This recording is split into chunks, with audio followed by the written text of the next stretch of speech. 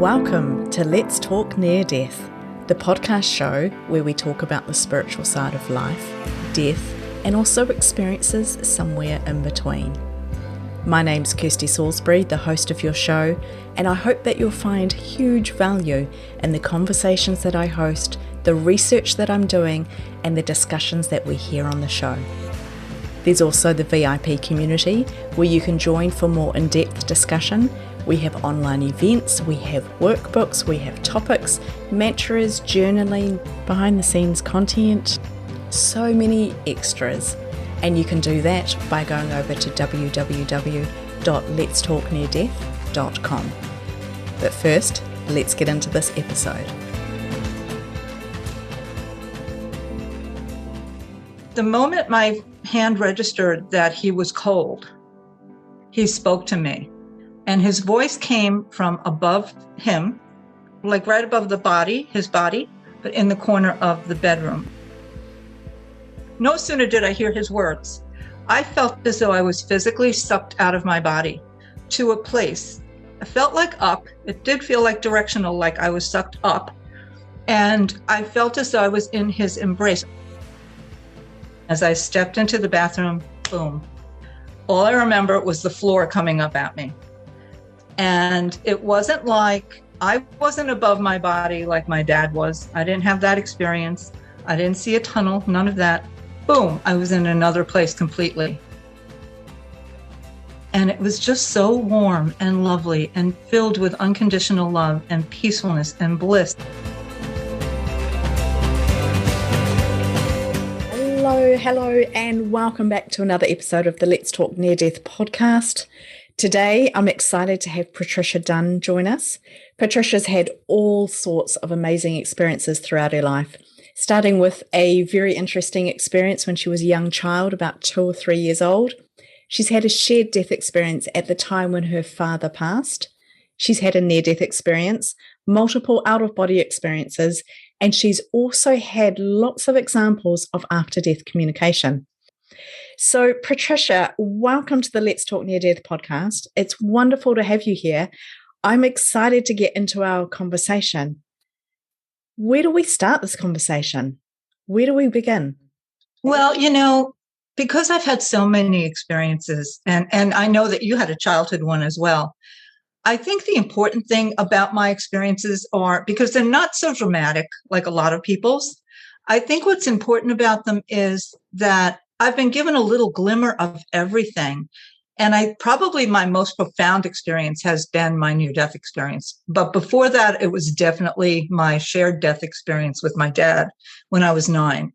And I think when you're 9 or when you're 12, like you were, or when you're 7, and I hear many people's childhood NDEs, you're coming from a place of non-judgment. I didn't know anything like this was supposed to happen or not supposed to happen. I didn't have a clue.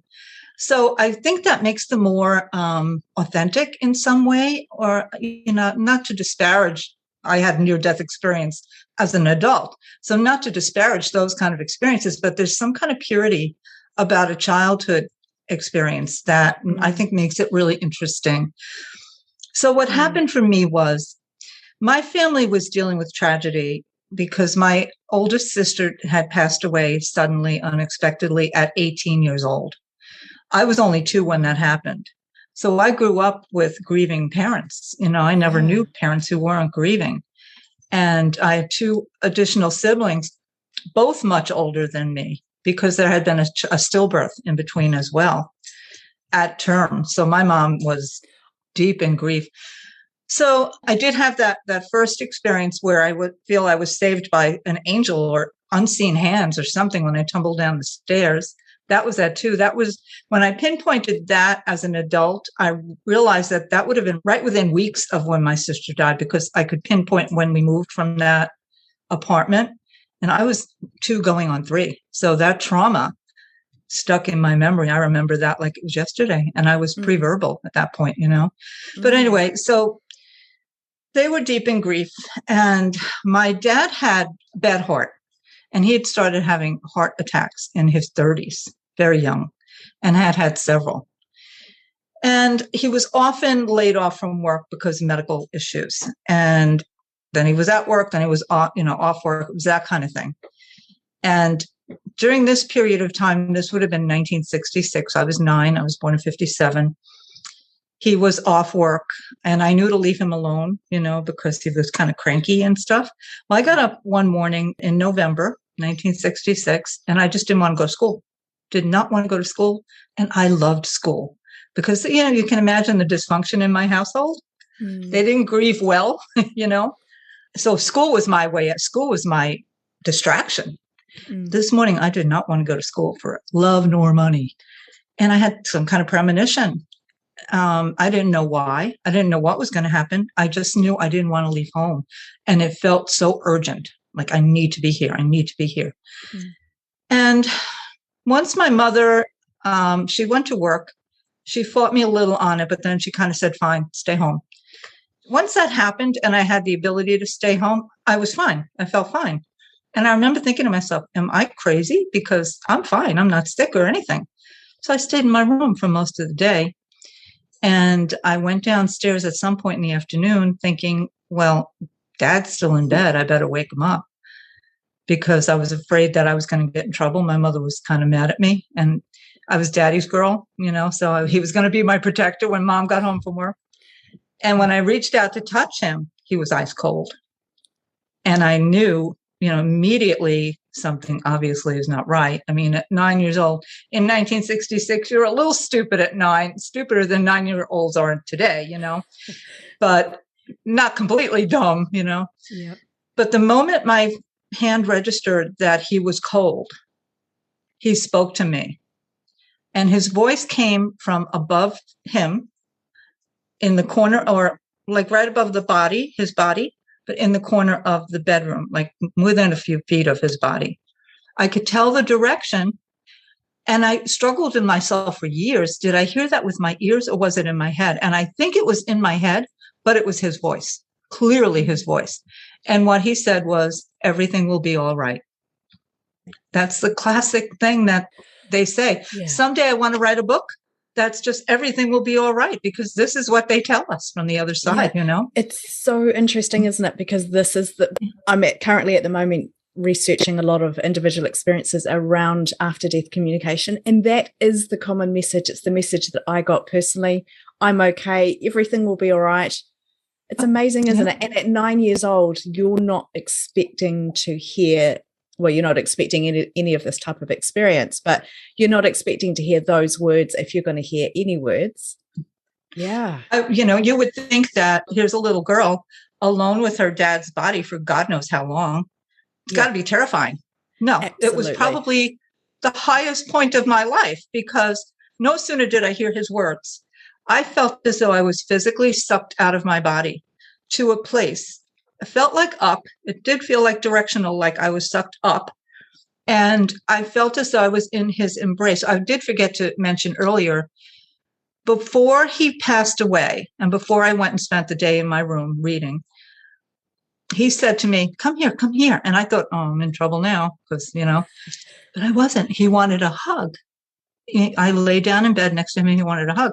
And now that wouldn't be unusual for most people, but it was for my dad. He was not demonstrative man. It was a different era, different kind of people. He was raised in a monastery. He was an orphan, and he was not physically demonstrative in any way. So that was strange. That was a very out of character thing. So he must have had some kind of premonition as well. But anyway, so I got sucked up out of my body and into this beautiful, peaceful, peaceful place. I just remember feeling as though his arms were around me, not physically, but like I felt we were in an embrace in this beautiful, beautiful area. I don't remember seeing things, but I remember being conscious of colors. And I was conscious of a vastness, just an endlessness of this space. And I knew that's where he was headed. He was headed into this endlessness of peace and love. And my dad was not a saint by any stretch. So I always felt hopeful that if that's where he was going, we're all okay, Mm-hmm. And then the next thing that happened was my mother came home from work, and she said, she walked in the house and opened the refrigerator, and she looked and she said, didn't your father get out of bed all day? and Kirsty, I bolted up to my room, ran up the stairs to my room because I just couldn't face it. Because I knew even as a child what her grief had been like from my sister. So I became a people pleaser, I guess, beginning with my mom. When you're a child, your life depends on your parents. Survival depends on your parents. And so I became a caretaker of her emotions because I didn't want to see her fall. I couldn't afford to have her fall apart. So in that instance, I guess it was overwhelming for me, and I just ran. And that was it. That was it. It was never spoken about again. That incident with me was never talked about again. My last sight of my dad was seeing them roll the body out in a black plastic bag out of the building into a hearse hours later, because this was New York City. And I guess you had to wait for the coroner to come, and, it was hours later. Oh, wow. So it was a very traumatic thing, clearly. Yeah. But at the same time, I was given this amazing gift. In the same moment, I was given this amazing gift that, we survive. We don't die. My dad didn't die.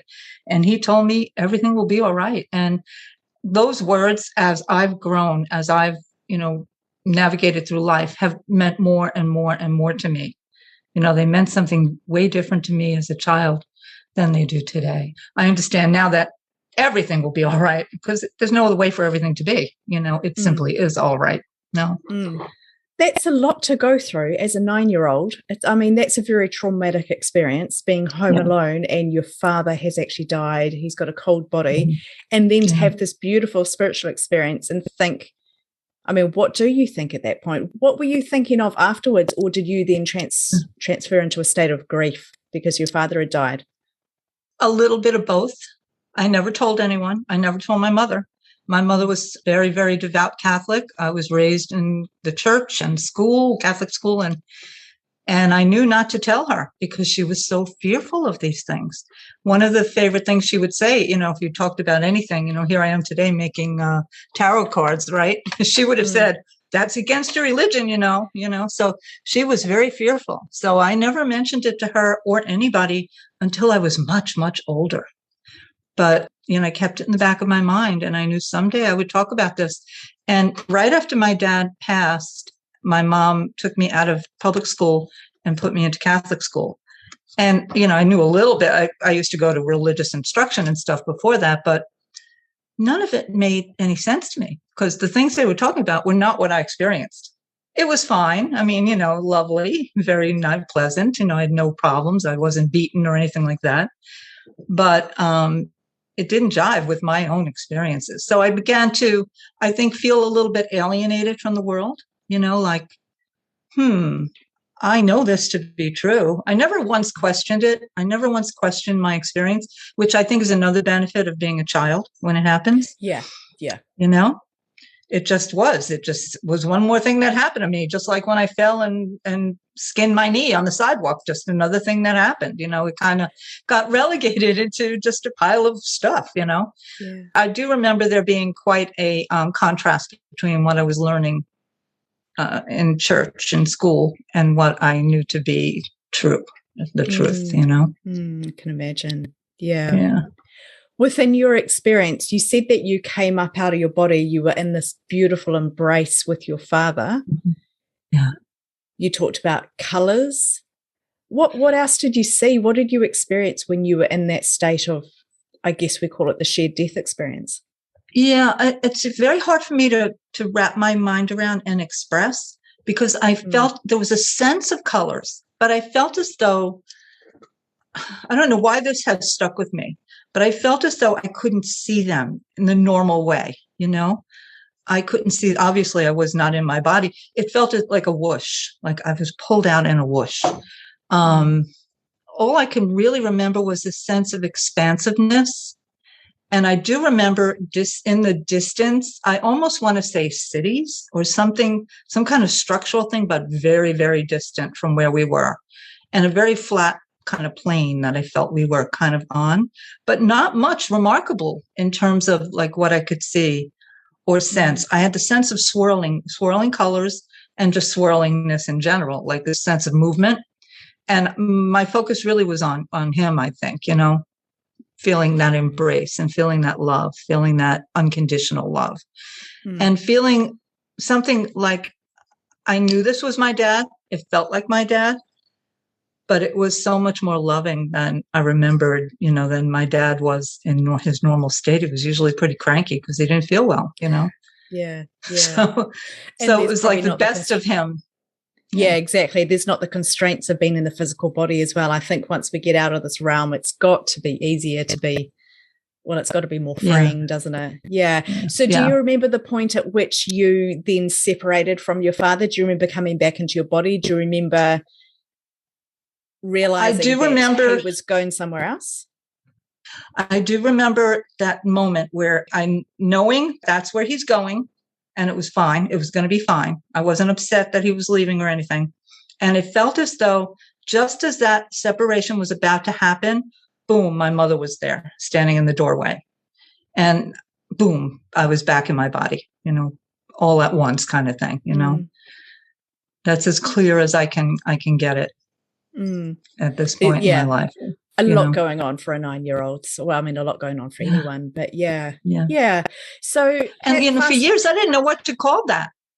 I never heard of anybody talk about anything like that for years. It wasn't until Raymond Moody came out with his book, Life After Life, I think 10 years later in 76, something like that, that it struck home with me because they talked about a person being above their body. And I knew that's where my dad had been. You know, I didn't have a near-death experience, which is what these people were discussing at that point. But they talked about floating above their body and being in the corner of the room. And it was like bingo. But even then, a few years later, and I became a seeker. I became somebody on a quest to understand this, not telling anyone, but scouring the library shelves, finding anything I could pre-internet by decades, you know. It's a bit different, wasn't it? And our little town library, you know, the librarian would be like, you sure you want to take this book? Because I was a little kid, you know, reading Freud. So, there were no other resources. I didn't feel I could talk to anybody about it. So I just sort of did the best I could to try to educate myself, but it became my burning passion. So I didn't have a name for this experience. Years later, it was after death communication, but even that didn't seem to, you know, completely describe it. And then again, Dr. Moody came out with that shared death experience moniker. So I was like, oh, I'm not the only one, you know. How did that make you feel when you realized there was a name for it or somebody else had experienced what you'd been through? Just such a relief. Just not that I ever thought I was crazy. I never, ever questioned myself. But I think I'm not special. I'm not special that this happened to me, or there's nothing wrong with me that this happened to me, you know. I think, you know, especially in childhood, in adolescence, and even as a young adult, you just want to fit in. You just want to be like everyone else, you know. You don't want to stand out. Certainly not for something like this. So it was relief, felt like relief. And I think my quest became less panic driven and more like, whoa, this is really interesting because this stuff really happens, you know? And then it really wasn't until the 19th. And then, of course, I got busy as a young woman working and, you know, the whole bit, young mother and all that, you know, so it, you know, kind of drags you away. But when the internet came out, oh, man, I was all over that thing. Oh, wow. So fast forward, wow, quite a few years, and you had your own near-death experience, didn't you? Yes. What happened there, and as I said, none of my experiences are like fully blown like other people's. I sometimes call myself the Forrest Gump of the paranormal or spiritual because just little curtain pulls here and there. So my near-death experience, I actually call a near-death-like experience because I wasn't hooked up to the machinery. I don't know how close to death I actually was, but I've been out of body. I've had OB, whatever they call them. I had 2 OBEs, out of body experiences, about 10 years before the near-death experience, and they were nothing like this. So what happened was I had oral surgery, and the doctor gave me an opiate painkiller, which I knew I don't do well with these. But it got to the point where the anesthesia was wearing off and it really started to hurt. I said, let me cut one in half. And I cut it in half again. I took a tiny amount and it helped, But of course I hadn't eaten, because that kind of surgery, you don't eat in advance. And I started to vomit. And all day I was nauseous and vomiting, all day, all night, hours and hours, nothing in my stomach, but I just continued to vomit. So I guess I became dehydrated. And I got up in the middle of the night, and yet one more trip to the bathroom. And as I stepped into the bathroom, boom, all I remember was the floor coming up at me. And it wasn't like I wasn't above my body like my dad was. I didn't have that experience. I didn't see a tunnel, none of that. Boom, I was in another place completely. And what's interesting, I think, about my experiences, I had no consciousness of that person on the bathroom floor. None. It's like she didn't even exist. I didn't have any clue. Yet where I was in this black void, lovely, lovely black void, like black velvet softness and just full of love, I felt like I'd been there forever, like I'd been hanging in this place in utter bliss forever. I remember feeling a very, very gentle swaying, like very, very almost imperceptible swaying. And it was just so warm and lovely and filled with unconditional love and peacefulness and bliss. And you've been there, so you can go on with the superlatives, But what was interesting was I didn't meet any family members. At this point, both parents, my sister, friends, all kinds of relatives, nobody. Didn't even know about anybody. Didn't meet Jesus, Buddha, Krishna. Didn't meet anybody like that, just by myself. But the thing was, I felt as though I knew things. Like I knew everything. It was like I knew everything, and everything was perfect. Like there's nothing about reality, consciousness, or our the state we find ourselves in. That's not perfect, When I came back, I didn't take any of that with me. But the only thing I took with me was this little concept, this little picture I had in my mind, where I'd been thinking about time and how time is not at all what we think it is. And that time moves in different, like various, what I saw were like parallel, almost rivers of time. And I had the understanding that you could dip into any river of time and experience time in a completely different way. I have no idea what this means, but that's all I brought back with me. When I was there, I kind of felt like I knew everything about the physics of reality. The way that gravity's at work. You don't think about it, you just know it. It's not something you don't ruminate on. You're just conscious of it, So in that black space, very comfortable, very blissful, joyful, I felt as though anywhere we put our awareness, this was not just about me, it was about all creatures. Anywhere we put our awareness, our consciousness, we're there. We can experience anything we want as long as that's where we put our awareness. Almost like those things you look at the sea, if you go to those places along the coast, they have these old-fashioned telescope things. You can turn it around and you can there. Like that, wherever you put your awareness, that's where you are, And that was kind of amazing. So what happened was, I think I was out for a very short time. And I think what happened was I hit the sink is what happened. I hit my head.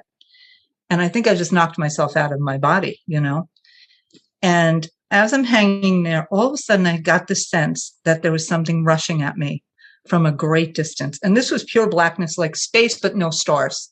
And I felt as though I could see 360, but there was really nothing to see. It was all black. But I suddenly felt coming from behind me to my right, something hurling through this space at me at great speed.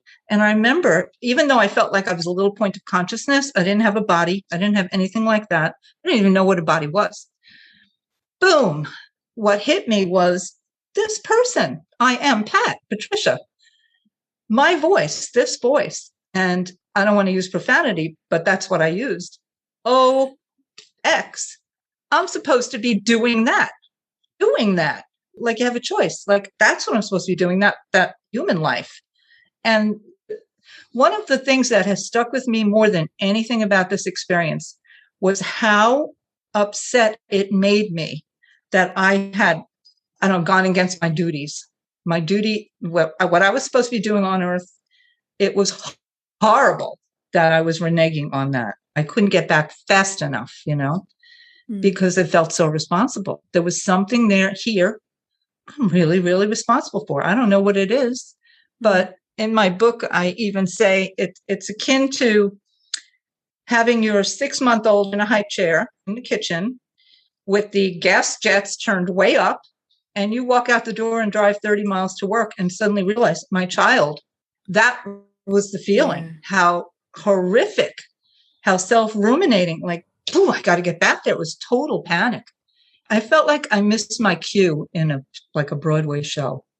That's what it felt like. Like, this is a show, Yeah. I came back with that feeling that this is just a show. Like, I never had the feeling that anything about it was really serious, except my responsibility to do it, Other than that, it felt like it's just a show. Like, this, we're just playing a part here. And I've heard other people's near-death experiences where they've had the similar intuition about it, that really it's just we're playing a role. Yeah, I will agree that I've heard that a few times. I've heard soul groups being described as this way, that we're playing a particular part and we have the opportunity to play different roles. And that answers the question of, can our purpose have negative impact in this earthly realm that we're in? Because maybe the role of us in this lifetime is to be the baddie, or is to be the thief, or the person that hurts people. And that's actually part of the role that we have in this, call it a theatre stage play for this lifetime. It's very, very interesting. What I'm really resonating with what you've just said, Pat, is this responsibility, because I don't think I've ever heard anyone else talk about this, and yet this was what was predominant in my own near-death experience, this feeling of responsibility. And for me, it was to the point that I actually gave my life for it. And it was when I tried I tried to die to connect with this responsibility. And that was when the white light came and I saw beings around me. And I'm really impacted by what you're saying, because I don't think I've heard another example of the responsibility. And that's the word that I used from 12 years old. Overwhelming responsibility. So, I remember thinking, in your experience with your dad, is that how hard it is for souls to reach us? I lost my best friend. Oh, did you? Is that how hard it is? Is that how hard they have to work? Like, I'll put my life on the line to get this message to you. Yeah. I don't know. We hear lots of discussions around frequency, that we need to tune in. If we're on the same frequency, then it's a lot easier to connect. I've heard lots of different ideas and theories. And if you're listening to this and you have an idea or theory around this, feel free to let me know. Feel free to write to me. I think it's one of those questions that we actually don't know, but I had the question of, we're always trying to connect with the other side. We're trying to connect with our past loved ones. We're trying to pursue this after-death communication. Are they trying to do the same back to us? Are they trying to connect with us? And how do we know, and why is the message, I'm okay, everything's going to be all right, when they do connect with us? If they are trying as hard as I think they could be to connect with us, why wouldn't there be more messages? Wouldn't there be more substance or content? Or maybe that is the most important message. So we could go down many, many rabbit holes here, Pat. I'm sure we could have lots of conversations. Spent my life doing it, Me too. And I love what you say, pre-internet, because that was me as well. I'd go and get these weird and wacky books at the library, and my mother was quite open to it. She's a lovely soul. We have some great conversations about all sorts of things. She's very, very open. And she was quite happy for me to look at some of these things. Don't know that I got the strength to take them home if I was that brave, but I would look at them in the library. I'd have weird conversations, and it's just how it was back then, wasn't it? That was our main point of information, was a public library. So I grew up in a small town, a tiny little library, and exactly. It's so interesting. So I love the parallels there. I love that your dog is walking around on the back of your couch. That is so cute. Oh, is he? That's Loki. Well, he's a COVID puppy. Oh, he's gorgeous. Yeah. Okay. So going back to your many, many experiences that you've had this shared death experience, you've had this near-death-like experience. What was that like for you when you came back into your body? Well, I had a gouge in my forehead from where I hit the sink.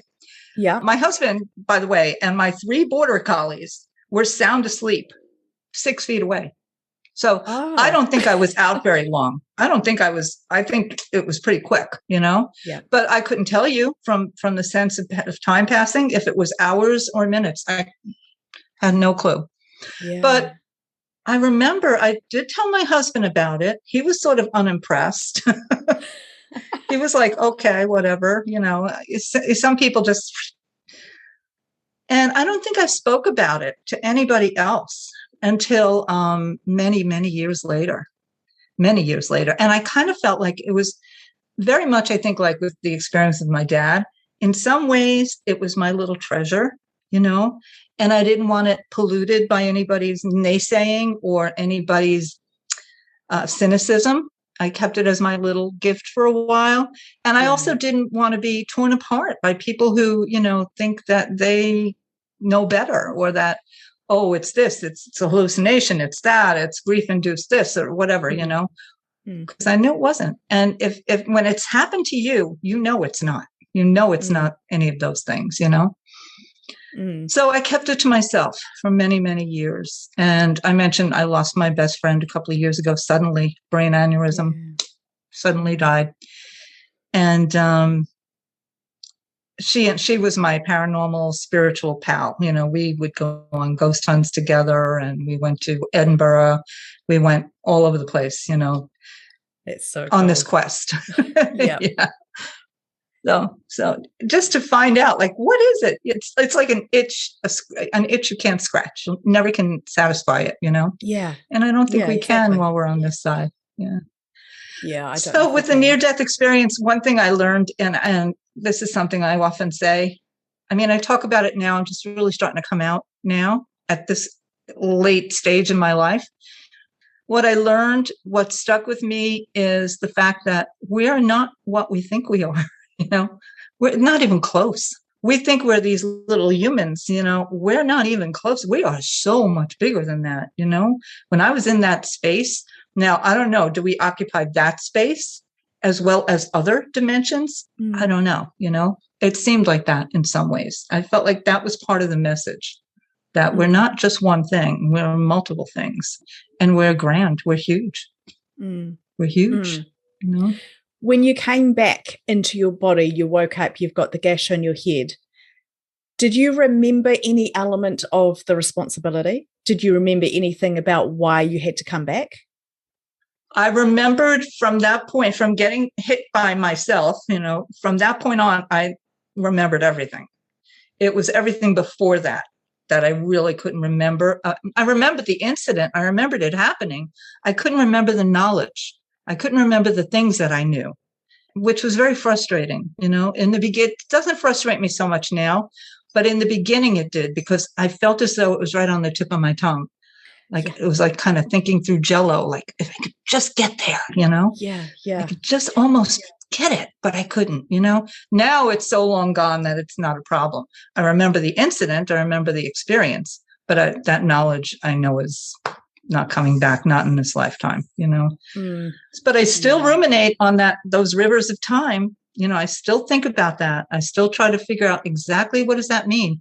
And that awareness thing, those two things that I kind of still remember a little bit about, not enough for resolution, but enough to kind of drive me nuts.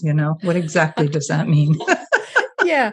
Again, so I think I can relate to this. I have little flashbacks of things that I learned, things that I knew.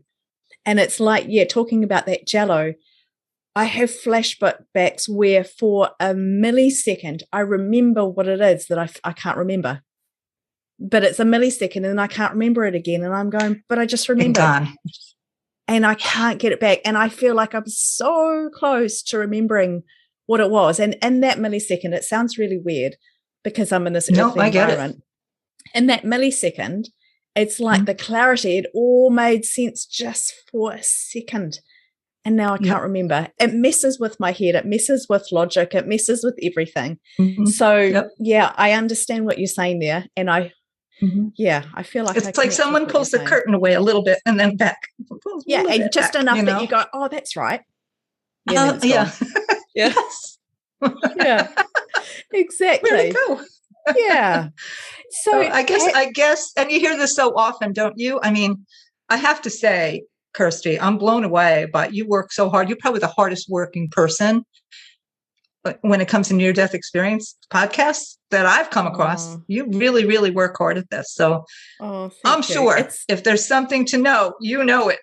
Oh, look, I don't think it goes that far. It's certainly a call. It feels, I feel very directed to have done this work. And you're not the first person to have actually said that to me. It's almost true. You know, I work extremely hard, but it's a passion piece. And part of it may be to do with that responsibility that I felt. Yeah. I don't know. I feel things are transitioning slightly at the moment, which is quite exciting. And, you know, I look forward to the journey, but I think as long as we live as aligned as we can be, just checking in with, am I doing the right thing today? That's where we have the greatest impact and the most fun, to be fair. Yeah. So thank you. Yeah. You've had so many experiences, Pat. The after-death communication piece, how does all of that fit into your life since these experiences? I have to say, I think, and I think about this a lot because I am obsessed with this. I truly am. Sad to say, but I am. I think the biggest impact it's had on my life is the understanding that, and I try to share this with people because I think herein kind of lies the human drama and our answer. We're citizens of two worlds. We're human. We have to live. We have to pay the rent. We have to eat. We have to take care of our bodies. We have to do whatever we have to do. But we're also spirit. And spirit doesn't care about any of that stuff, you know? And often I think the answers to our issues in this world are on the spiritual side of who we are, you know? And I think it doesn't matter how you get there to get in touch. I don't think you need to have a near-death experience to get in touch with who you are as spirit, because it's simply who you are. It's simply who we are, you know? I agree. But we just own this physical presence, this physical life so much. We relate so closely to it, you know? We think we are our bodies. And I think, you know, that first experience with my dad of being out of my body and then my own near-death experience and then being out of body, just I can never say this, OBEs. That happened 2 times. Yeah. I get that we're not these bodies. Yeah. Out of body experience. We're not these bodies. It was something much bigger, you know? So, and I think the answer lies there. We have to connect to our spirit in order to fix this life. We have to balance. We have to do both. And that's not easy, you know? And I think very often we look outside ourselves to fix problems. You know, we look kind of, don't recognize the fact that what we really need to do is go within, and we have to get more comfortable living in the uncertainty of life.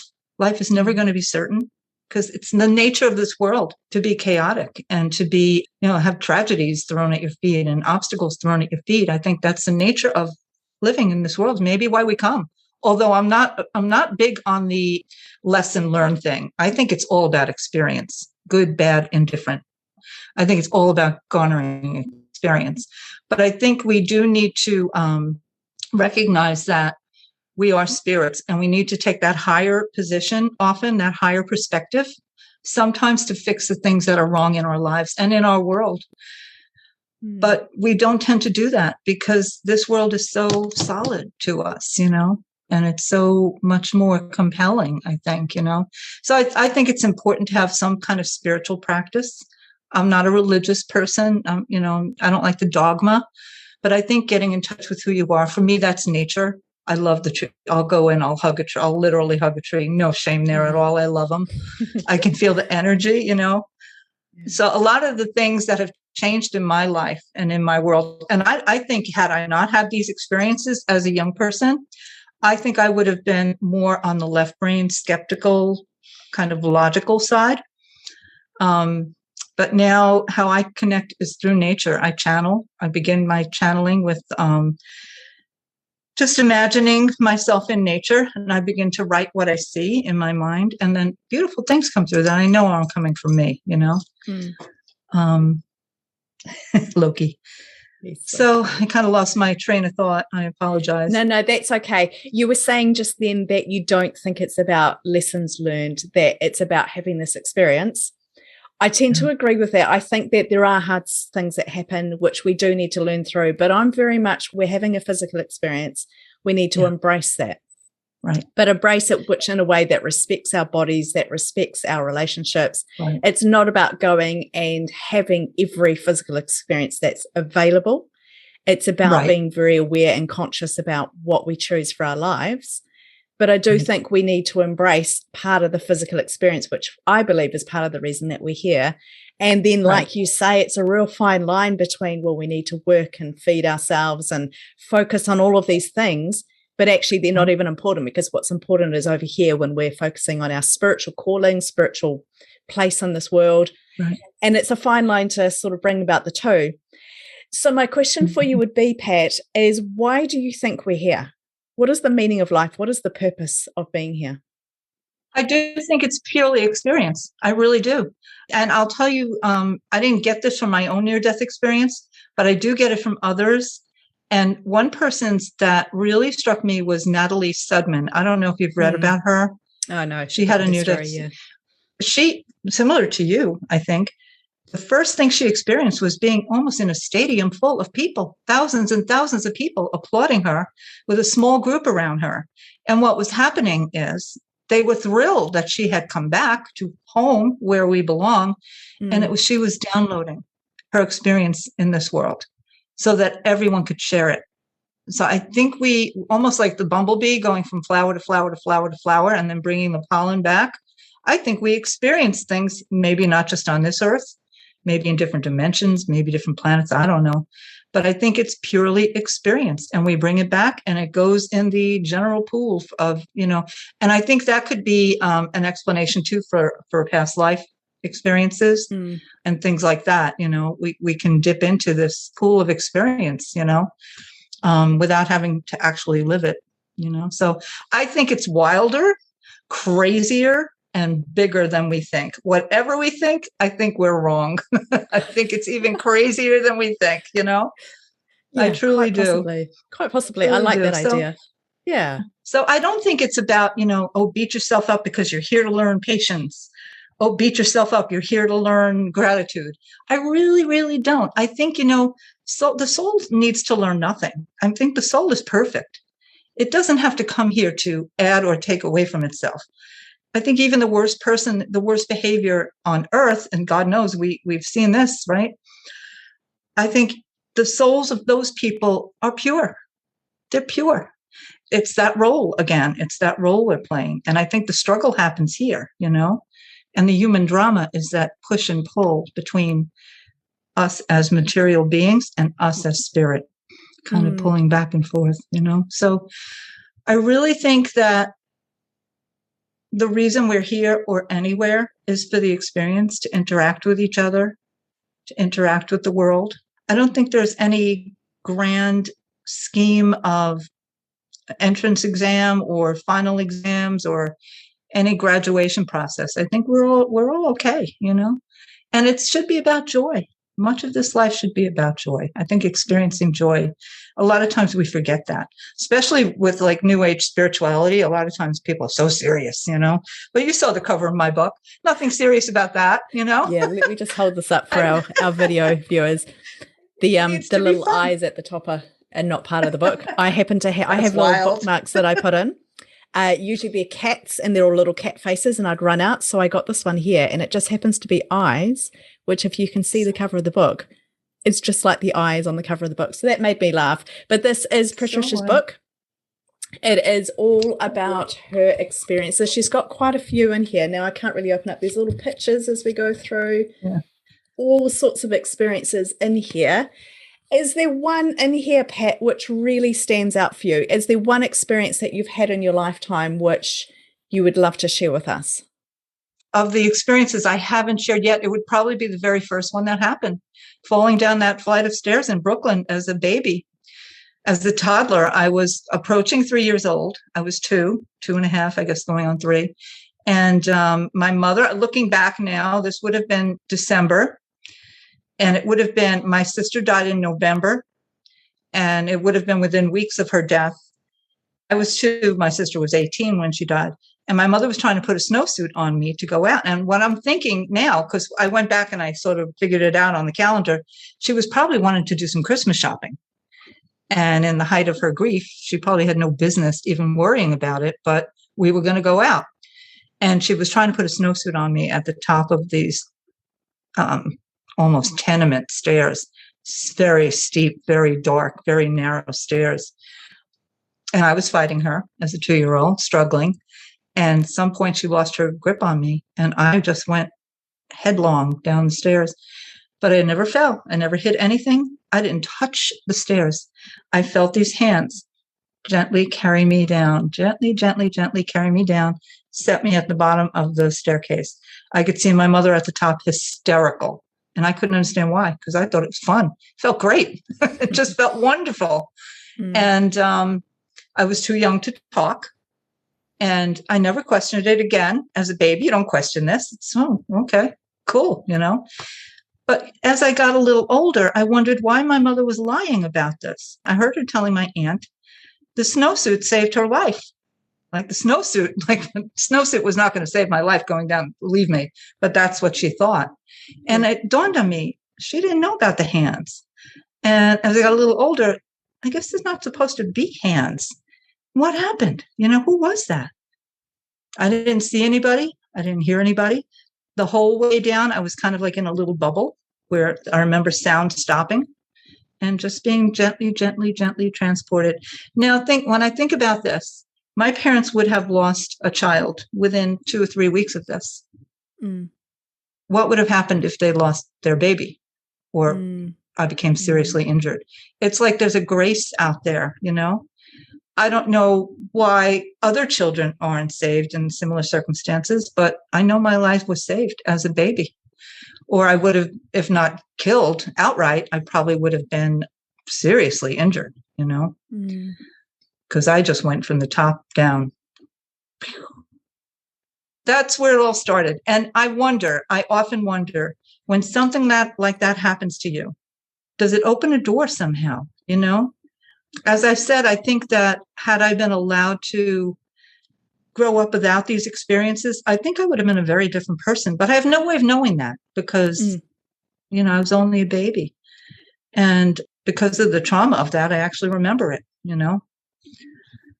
I don't remember anything that happened afterwards. I don't remember her picking me up or anything like that. I just remember probably a year later wondering why she was lying about this. Like, why wasn't she telling the truth about this, you know? Wow. And then I finally recognized the fact that she didn't know. Yeah. So interesting, isn't it? Because I think so many things happen. And like you say, as a young child, we just take things at face value. We just carry on. They are what they are. We don't need to question, did it really happen? Or why does this experience take place? Like you talked about before, you fall over, graze your knee, you get back up and you just carry on. Something like this happens and you get back up and you just carry on. Yeah. Exactly. Yeah, exactly. It all gets thrown in the same bucket. Yep, it totally does. Yeah. So from being the young child who's had these experiences, who is taking them at face value, how does that play out in your life up until now? You've had some experiences where the other side has communicated with you, where you've felt that connection piece again. Are you happy to share some of those, and how does that play out for today? Sure. One very interesting experience I had was when my mom died. Again, I had a premonition. I was an adult now at this point, and she had pancreatic cancer. She lived with us, and we were caring for her at home. And she had just gotten on hospice. Hospice had just brought the bed in and set her up, but they weren't scheduled to actually start caring for her until the Monday. This was on Thursday, they set her up. By Saturday, I knew she was going to pass away. I just knew it. I don't know why I knew it. At the time, I delivered the newspaper. So I was flat out, and I had a jewelry business I was running during the day. And I just knew she was going to die that day, even though she was up and around and was fine. And at some point during the day, I was exhausted because I was trying to take care of her. I was working at night and I was trying to run my business and making jewelry. She said to me, Pat, why don't you go take a nap? You're so tired. And so I said, okay. My husband and I both went into our room and took a nap for a little while. He wakes me up in maybe an hour or so and says, she's gone. I said, what? She's gone. Oh, actually, I forgot. Before this, I had called the priest. I'd called the local church because my mother was very Catholic.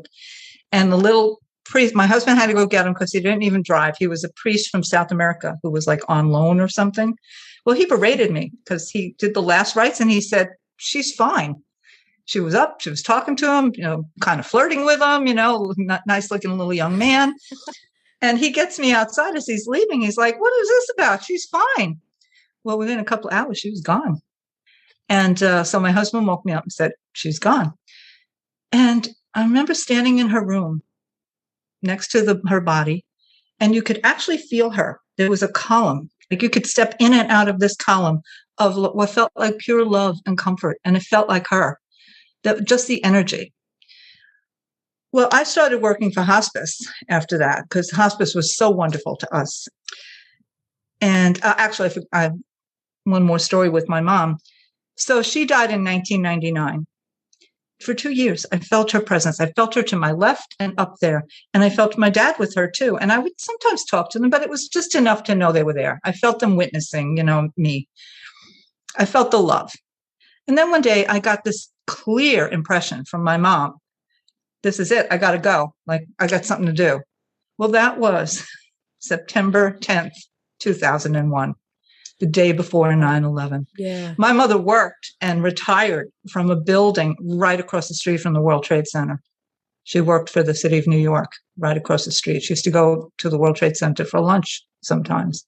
Oh, wow. So I've got goosebumps right now. I guess they went to help. I was like, sure, Mom, whatever, do what you got to do for yourself. And the next day was 9/11, which didn't occur to me because the trauma of that didn't occur to me for, a couple of weeks. Like, wow. So I did start working for hospice, not for very long because I needed to get a real job. I was volunteering and I needed to get a real job at some point and make some money. So one of my clients, lovely lady, she had liver cancer and was elderly and dying, and you could feel the spirits in her house. I'd walk in and she'd talk about her late husband. She was in her 80s. You could feel the spirits. They were in the corners. They were everywhere. It was wonderful. And I wasn't afraid. And one day I was down in her basement doing laundry for her. And I think one of her family members had begun to clean her house out and sort of moved everything from the basement, from the walls into sort of the center of the room. It was one big room. And I was leaning against the washing machine like this, waiting for the spin cycle to end. And here comes a cat.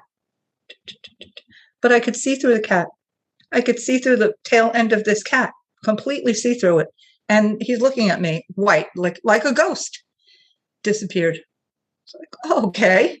Here I am, hospice, working for this hospice. But what do I see? A cat ghost. So I didn't want to say anything to her, of course. And she did have a cat.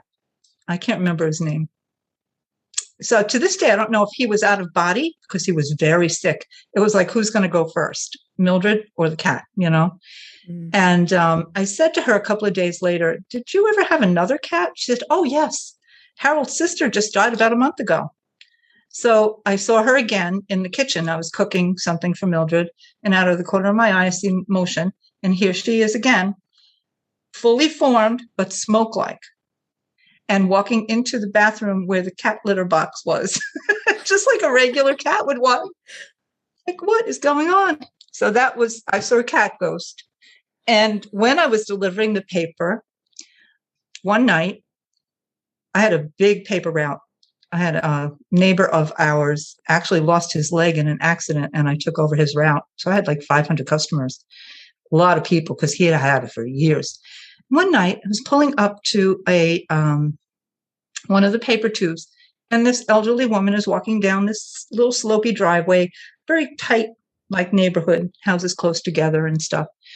And I did my usual thing, rolling up the paper and ready to hand it. She's gone, completely gone. So I get out of the car. I'm looking like, where'd she go? There was nowhere for her to go, like that quickly, not at the rate she was walking. And Never saw her. I looked under my car even though I knew it hadn't hit anything. I was already stopped. Where'd she go? And then I'm sitting there, I'm saying to myself, well, it was freezing. It was like January. And here it gets very cold in the winter. I mean, this was below zero probably. And she was in a very light cotton house dress. Nobody in their right mind would come out, even if it's briefly dressed like that, And she never saw me. She never acknowledged me. She just stared straight ahead. All of this came back to me after the fact because it was just a snapshot moment, Yeah. That. And so I've had a few experiences. I went to a friend's house. I was watching her plants one time, and she lived in a converted nursing home. It's like a mansion. It had one of those elevators that, the gilded kind of thing that goes up in the middle of and all the rooms were, and she had 4 children, and, her husband was an ex-professional football player and stuff. And she always talked about the house being haunted, and I never really believed it. Well, I'm here taking care of her plants, and she laid them all out on the dining room table. I walked into the house through the kitchen. All the animals are gone. They're all boarded off, and I'm watering the plants, and I hear boom, boom, boom in the kitchen. I walk outside, and 3 huge soda bottles were thrown against the door I had just come in. I had just come in that door, and now there's soda bottles on the floor there. So I just said, Mrs. Shaw, I'm just watering Cheryl's plants, and then I'm leaving. And that's what I did, and I left quickly. I can imagine. So my daughter was best friends with her daughter, and my daughter and Rebecca would tell me stories all the time. But Cheryl also had 3 teenage sons, so I figured it's just the boys playing pranks on them, at night. No, she was right. There's something in that house. I'm hearing a lot of stories of people who stay around in houses. So once they've passed, they come back to the house. There's some connection with houses for some reason, rather than cars or, I mean, there must be examples of other things, trees and places and gardens and things like that. But what I'm hearing a lot of in this particular time of my life is people who are connected to the house. And so they're staying with the house, or they're protecting the house in some way. So I'm not surprised to hear your story by any means. I find it absolutely fascinating. I find all of your stories fascinating. Now, you've got these beautiful oracle cards here. If you're on the video version, you'll be able to see these. These are paranormal oracle cards that you kindly sent out to me. I'll open up the box. I am a bit one-handed, so it's going to take me a little bit of time. That's okay. These are cards. You can pull a card when you need to, and they've got beautiful descriptions. Again, I'll try and open some up. I'll do them one at a time. So I just sat down and said, what do they mean? And started writing. So on my website are the fuller descriptions. But I think when you do cards, you should just use your intuition anyway. And that's pretty much what I do, Totally. But I haven't done a lot of cards, to be fair. It's something I don't know. It's just never been on my radar. But anyway, I'll tell you the story. These arrived in the mail. Like, I'll show you one. Look at that beautiful one, Spirit Guide. These arrived in the mail as a beautiful gesture from Pat. And I opened them up, and they were all taped together in the box like this. If you're on the video, you can see that.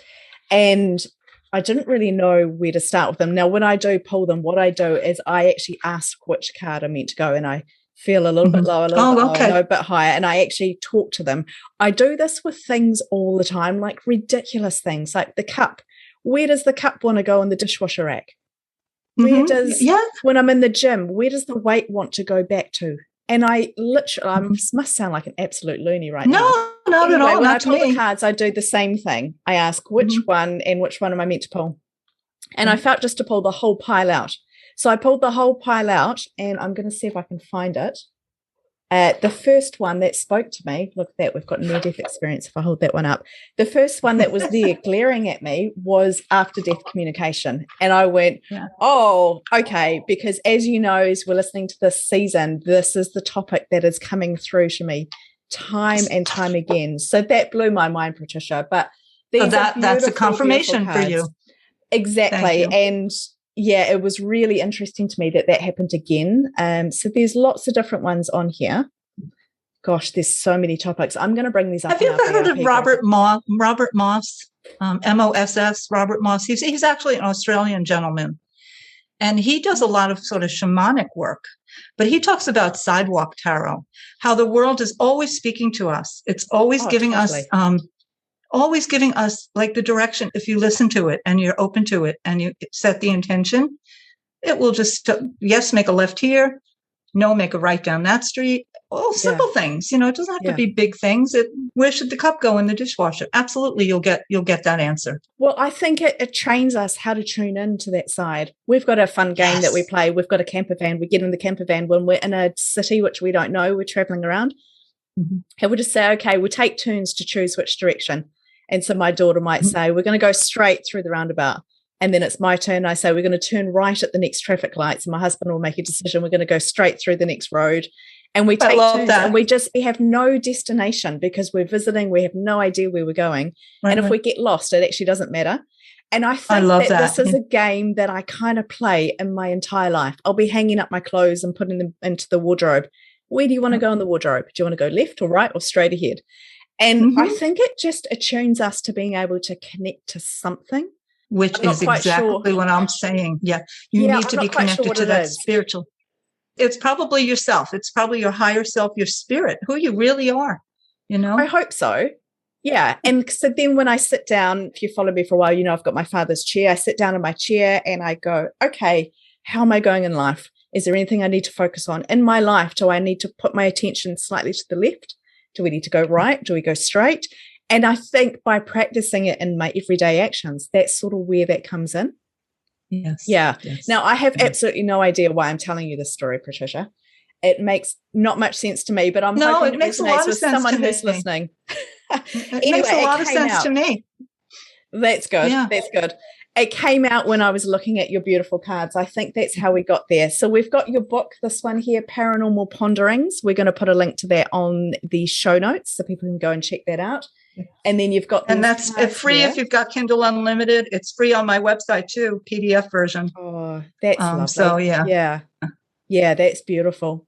We'll put. I think it's important to share these things. Oh, I think we should be sharing stories, sharing examples, sharing things to help people grow and learn. And it's all part of this experience that we're having, isn't it? To be able to understand the stories and the experiences And there's something significant about this time and place where you come out with your story. I come out with my story. So many people that you're in contact with come out with their stories right now.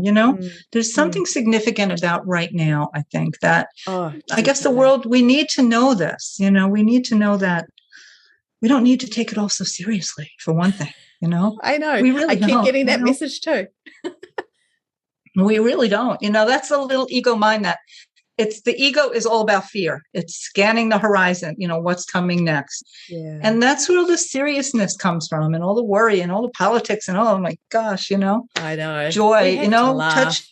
Nature is the best place to connect. As a result of this quest, I've become a Qigong healer. I've learned Reiki. Yeah. I've learned graphology, like handwriting analysis. I've gone in so many different directions. It's not even funny, If we're here to have this physical experience and go and I'm always going, I quite fancy learning more about that. I'll just go over here for a little bit, or I'll go over here. And I think that's what life's about. I think it's about expanding our horizons, having a go at things. It doesn't mean we dedicate our whole life for a phase. If it brings us joy, then I'm kind of for that. Yeah, that's right. For a reason or a season. That's what I always say. Exactly. And if it makes you feel expansive, then it's good. If it makes you feel shrunk down, it's not so good. Not so good. Exactly. Exactly. Well, Pat, I have so enjoyed chatting with you. I know we could chat too. On so many things. I want to go through these cards. We could have a conversation about every single card. Anytime. I'm sure we're going to get you back. If anybody is listening still and has any questions, please let us know, because I do think we're going to get Pat back for probably a live session or something like that. And you are welcome to ask any questions that way. So we will be in touch. But Patricia Dunn, thank you so much for joining me. I hope you've had fun. Thank you. And to our listeners, you're amazing. Our VIP listeners, thank you so much for your support. You can find out Thank you, more. Kirsty. Oh, thank you. I'm so grateful for you and your channel. I'm such a big fan. I think you're probably the best interviewer out there. You'll notice I haven't gone on any other channels, and I watch them all. I think you're actually the best interviewer because I think you're coming from the right place. I think you're coming from your heart. It makes me want to cry. I think you're coming from your heart, and that makes all the difference. Oh, I'm absolutely blown away about that. I'm not sure whether we're going to keep this in the actual episode. Thank God for editing, right? Yeah, I know, right? If you are listening and you feel that you want to join that and support that, the VIP group, I offer quite a lot extra in that group. That's our little community. We have live sessions. We have extra VIP content behind the scenes.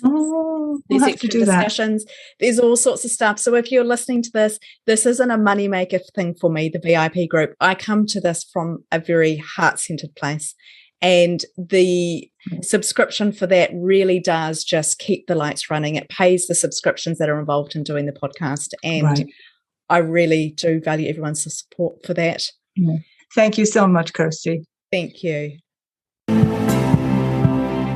Thanks for joining me for another episode of the Let's Talk Near Death podcast. Don't forget to subscribe to stay updated with all of the events we have going on and to visit www.letstalkneardeath.com to join the VIP community.